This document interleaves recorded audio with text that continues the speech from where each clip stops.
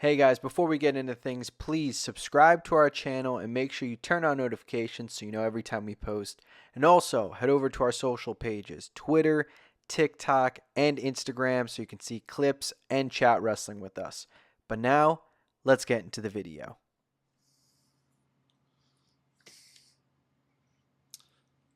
What's up, C2 Wrestling fans? Half of C2 Wrestling Snowden here with you. Other half, CTD, is on work duty tonight, but he's going to be coming at you tomorrow with the live reactions, the review, whatever is necessary for the PLE Crown Jewel. Now, Smackdown tonight, leading into Crown Jewel, because it's in Saudi, taped show. Nothing too crazy. Tonight was a little light, not a whole lot to go over. A lot of us probably seen some results before this show even aired. It's a little weird too when they do these taped shows because they progress a storyline essentially on SmackDown before Raw even happens. Things come out online nowadays with the dirt sheets and everything.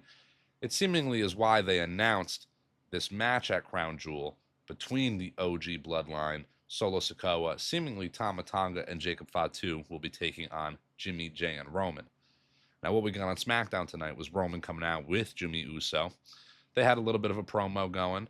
Jimmy wants Roman to squash the beef with Jey Uso, who enters the ring over as could be. Crowd going crazy for Jey, as they should be. Jey essentially says, to summarize, he's not really in this for Roman, but he's more in this to just get back at Solo. And he essentially asks Roman, are we going to do this for this? Are we going to let bygones be bygones in Saudi Arabia? Now, Roman, he's thinking. He don't know what he's going to do, how he's going to react. Puts the hand out, asks for the microphone from Jimmy, hands it over to him, and Roman says, what? Yeet. Roman, of all people with the yeet, unexpected, crowd popped for that. I think it's very funny. You know, it comes off a little corny, but I love it. I think it's great. A little soon, in my opinion. Honestly, they really played up the Roman no yeet thing for a while. That I think that could have been like a bigger moment for them is Roman finally yeeting on the mic, as silly as that sounds. You know, at Crown Jewel, maybe Jey picks up the victory for the OG Bloodline one way or another. And that's where you get the Roman grabbing the mic and saying, it could have been a bigger moment, but it still is pretty cool to see. Now, myself, Snowden, and my other half, Chris, on C2 Wrestling, we've been pretty vocal about this if you've been keeping up with our videos. But this match at Crown Jewel tomorrow, it's been unnecessary. I'm not a big fan of this match happening, considering we're likely getting the War Games match in a few weeks at Survivor Series. Now, that match is obviously the match. We want to see the new Bloodline, the new Bloodline Solo, Tama, Tangaloa, Fatu versus Jimmy, Jey, Roman, and hopefully Sami Zayn. I've been seeing some kind of teases between Sami and Solo, Sami and Jey, Jimmy, whatever's going on. That's also been involved on Monday Night Raw. For tonight, though, it's all about Friday Night SmackDown. Jimmy, Jey, Roman, throw up the ones. I'm sitting down. I can't kind of do it at the right angle. Don't hate me. But we love throwing up the ones. The OG Bloodline seemingly back together. Now, for now. We'll see how long it really lasts. We'll see where they go after War Games, after Saudi. That is what I'm looking forward to most. We've been saying again for a while, this Saudi show is a bit exhibition. We want to get through it. We want to move along. We get to War Games. That's the bigger match, the bigger pay-per-view all around, not just for this Bloodline story. After that, it's really the road to the Royal Rumble, which is essentially the road to WrestleMania, if we're being honest. We are going to start getting into it post Survivor Series. Maybe The Rock finds his way back into the mix. Maybe Cody Rhodes, the WWE Championship. Who knows what we're going to get? But we're getting there. We're only a few more weeks out from what could be another great Mania build, Rumble build. Who knows what's coming? But for now, I'm looking to get through it. It's again a bit rushed. They really reformed the Bloodline quicker than I had expected. I think it could have been dragged out a little bit further, at least until Survivor Series. And now you might ask, what's 3 more weeks, 4 more weeks, considering that pay-per-view's coming up? You know, not much, but it is 3 or 4 more weeks. In the world of wrestling that runs 52 weeks a year, that's a bit of time. There's a bit of time in between those dates when you add 4 weeks. It could have went a little bit further, I think. The stretching of the tension. I think we get tension tomorrow during this match. I don't think it's going to be all rainbows and sunshines between this OG bloodline. But I think ultimately they will end up working together. If you didn't see our prediction video by C2 Wrestling for Crown Jewel, you need to go check it out. It is also the funniest video we have put out yet. We not only go over our Crown Jewel predictions, but we dressed up a little bit, had some fun for Halloween. In our Crown Jewel predictions, Chris and I both say the new bloodline has to win this match. No exceptions. Solo, Tama Tonga, Tonga Loa have to come out victorious, in my opinion. There's no other answer. The OG bloodline can take the pinfall one way or another, Jimmy J or Roman, and they could still kind of be working together. I don't know if we'll get some screwy finish. I can always expect it with this new bloodline. Hell, even the OG bloodline. Tonga Loa probably being on the outside, I'm sure gets involved to some degree.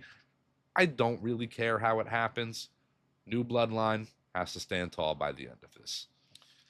Now, just to touch briefly on some other stuff we got on Smackdown tonight, and not only got on Smackdown, but some unfortunate news for WWE. It was announced just prior to Smackdown tonight via Sean Ross Sapp, Fightful, Indy Hartwell, Tegan Knox, and Baron Corbin are not going to be re-signed to their WWE contracts. That is a shame. Tegan Knox, I hate to say it, but was hurt for a lot of her time within WWE. At a point, there's only so much you can do. Indy Hartwell, I can go on a limb and say, is one of the more underrated female talents. I've always been a fan of Indy. I think her stint in NXT in the way was great. I was hoping to see more for Indy on the main roster, especially considering they're trying to really revamp the women's tag division on the main roster. Indy and Candice, I thought, would be a great pairing. So it's a shame to see her go. I do think there's potential for her return in the future. She's not totally out yet, so we'll wait and see. But my boy, my wolf dog, Baron Corbin. I'm so disappointed. Such a great talent. Day one Baron Corbin fan. To see him go is a shame. He has one of the best movesets in wrestling. He's one of the best characters in wrestling right now, and he's better than ever. In the ring, on the mic, he's more over than he's ever been. His stint in NXT is probably his best run in the company. I thought it was only on to bigger and better things. He still might be. We'll wait and see. It is a shame to see Baron Corbin go. Indy Hartwell, Tegan Knox. We'll see. See what's on for them next. Hopefully they do some indie events, get their names out there a little bit more. Could be an avenue from all of them to come back. But as for the rest of the show tonight, again, nothing too crazy on SmackDown. We see next week we're getting the Motor City Machine Guns on the Grayson Waller effect. I do love that. Repping the new shirt. Just got it in the mail. Motor City Machine Guns, rat-a-tat-tat, as they say. Raise your fist. It's corny, but, got to represent the new SmackDown Tag Champions, the Motor City Machine Guns. I love to see them go against Grayson Waller and Austin Theory. So having them on the Waller effect, I think, is a good stepping stone to that. They are two teams I would love to see go against each other. Looking forward to it. SmackDown, we got some women's action tonight with Nia Jax and Liv Morgan they didn't take on together. Liv Morgan took on Tiffany Stratton in a singles match. One with Roll in the Tights. This is just leading some tension into the Liv Morgan Nia Jax match tomorrow at Crown Jewel. Didn't even really touch too much on the Cody Gunther match going into Crown Jewel. Cody and Orton taking on Imperium, Gunther and Ludwig tonight on SmackDown, going over both of those guys. I think only more so makes it seem like Gunther's winning tomorrow, and that's what I want, so I'm okay with it. Again, nothing too crazy to really reflect on tonight from SmackDown, but that's okay. We're starting to get into it in the next coming weeks. C2 Wrestling ain't stopping either. We're getting into it. We've been having so much fun on this. Our Halloween video, again, if you haven't seen it, go check it out. Our latest podcast. I'm Snowden. Follow us, Instagram, TikTok, X, Twitter, all the apps.